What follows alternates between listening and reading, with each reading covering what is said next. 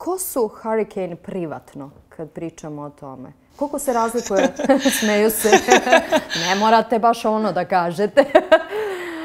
Ali koliko se razlikuje Hurricane na sceni i privatno? Pa ne mnogo. Da, baš ne mnogo. Zajedničko nam je da smo sve tri baš onako detinjaste. Jel da? Da. Pa da, trudimo se da održavamo taj dečiji duh u nama i da u stvari taj svet odraslih nas ne pomete toliko u tome da uživamo u životu. Meni izgleda kao da živite zajedno.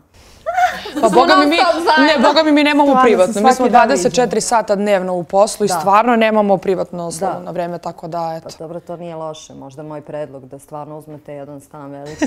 Kao da mi dođemo kod vas. Da nam bude jeftinije, bar ako ništa drugo. Pa to je mnogo korisno. Dođemo mi kod vas, vi ne morate ni da sredite se sve što ti kažeš. Možda bude i toga, stvarno na kraju, da. Napravite jednu zgradu Hurricane, tu vam je, gore vam je Sanja, gore vam je naš student. To Spremimo sve, VIP. Kako smo počele, bit će tako.